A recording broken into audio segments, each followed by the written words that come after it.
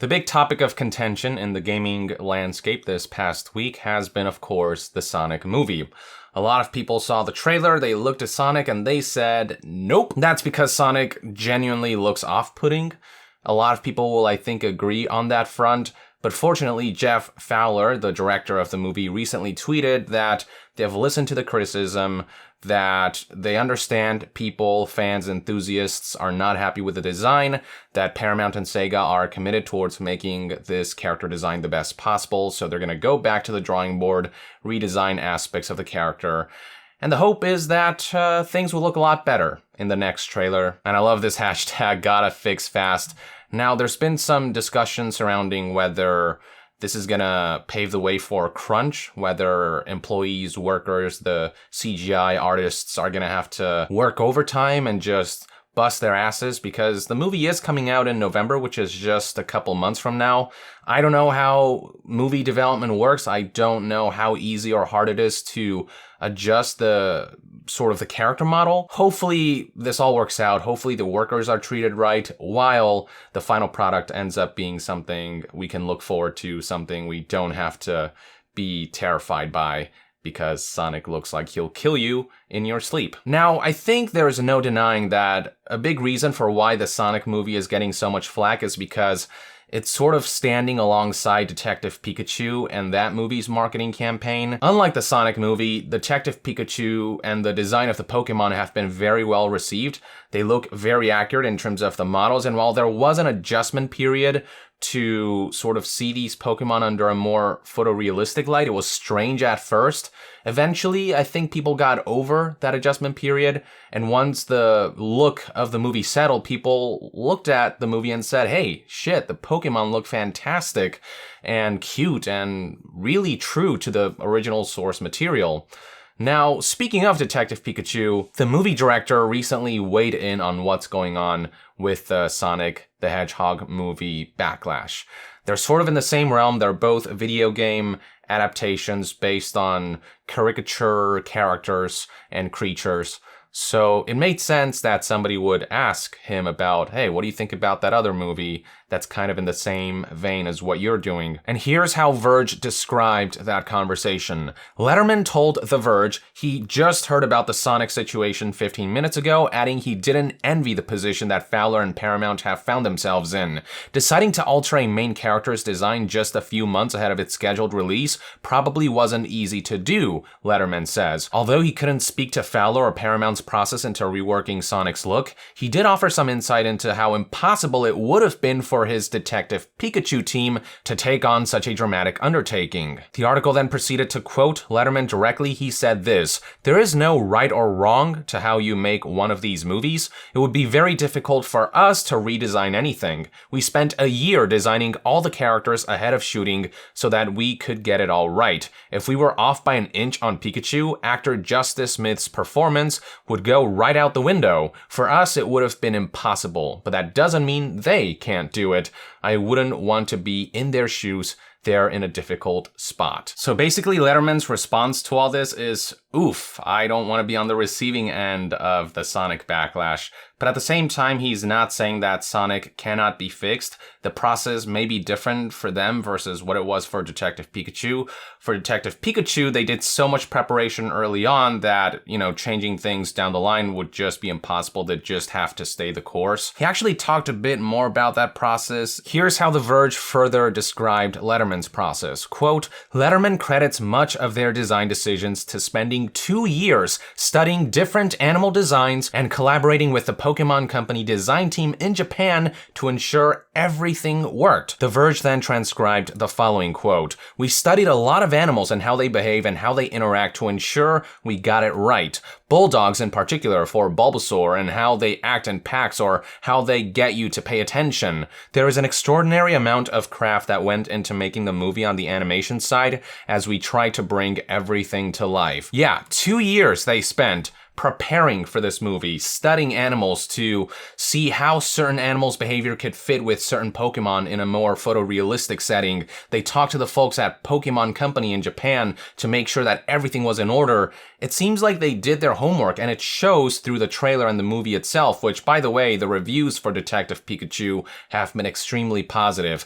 There is a fun movie there, and the Pokemon look just immaculate from the reviews that I've read. The Sonic movie, on the other hand, I just don't know what they were doing behind the scenes. I'm not gonna say they were lazy or anything. I'm sure any movie, it takes a lot of work to produce. It's just that it feels like the Sonic movie team clearly didn't do their homework as well as they should have, or they tried to go for a more realistic route for Sonic. They tried something different, and it just happened to be a huge miscalculation that they now have to backtrack on given the feedback that they've been getting. And what gets me about all this is that the Sonic team had, in my opinion, less to do than the Detective Pikachu team. Whereas the Detective Pikachu team had to create dozens of Pokemon to fit in their photorealistic movie from scratch, the Sonic team really only had to nail one thing: Sonic.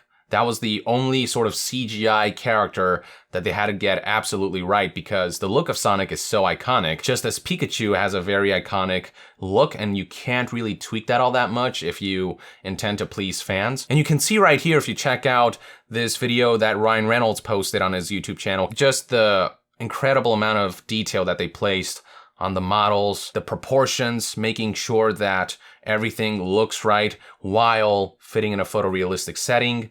I mean, you can tell that they drew from so many animals to animate these Pokemon to make them look as real as possible, you know, the fur and everything. And yeah, I mean, look at Charizard. That is insane. And Pikachu, of course, looks immaculate.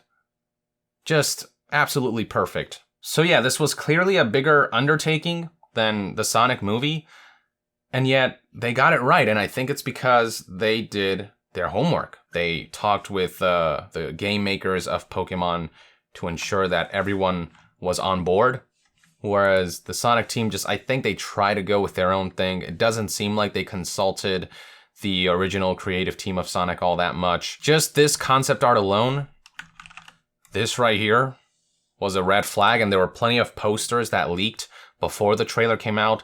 That was a red flag. All of this stuff is decided upon early on, and for some reason, the creative team, and I'm assuming the executives had some say, they made the decision to make Sonic look like this. And hell, I think this concept art looks better than what we actually got in the final product, in the trailer itself. This stuff should have been nailed down early on, but obviously they tried something that just ultimately didn't pan out. Fortunately, they did at least acknowledge it. You know, I know there is this whole discussion about the creator's vision and wanting to respect that, but there is a difference between the director trying something different and then just putting something out there that plain looks bad, and Sonic really just looks off. But the director has acknowledged this. He's now striving towards making sure that they go back and just change up the model, which is, I think, all they need to do. Nobody's asking the director to change the movie, to scrap the movie altogether and do X, Y, and Z. People are just asking, make Sonic look good, make him look less like a demon spawn, make him look like the source material. And I guess we'll have to wait and see what the final results will be like. Again, as I said in my previous video, I'm not gonna celebrate until I see the final design in action.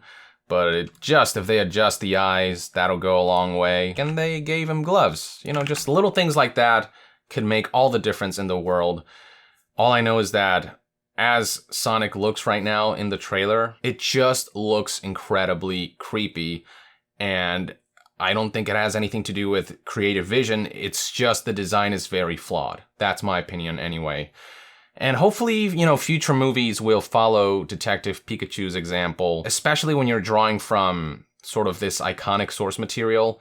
Hopefully, future video game adaptations will do their research, will work with the game creators to make sure the designs are good, so that they don't find themselves in a situation where a trailer is poorly received and they have to go back and work extra, when all of this could have been prevented. That's the main thing about all this. If they had just adhered to Sonic's core design elements, I think the backlash could have been prevented. It would have saved both the executives, the creative team, the artists, everyone the fans and enthusiasts a whole lot of trouble, a whole lot of just ruckus. But things are what they are. There's nothing we can do about it. I do wish, again, Jeff, the best of luck. Fingers crossed that when we see the next trailer, we'll cheer rather than, like, cringe and feel queasy and off-put and turned off. So yeah, there you have it, folks. Detective Pikachu's movie director's take on the Sonic movie situation, as well as my thoughts on the matter. I'd love to hear what your perspective is on everything in the comments below. With that, I would like to end this news update and discussion video. Thank you for tuning in. To be further updated on all things gaming news, reviews, and discussions, stay tuned right here on Young Yeah. I'll see you guys next time. Young out.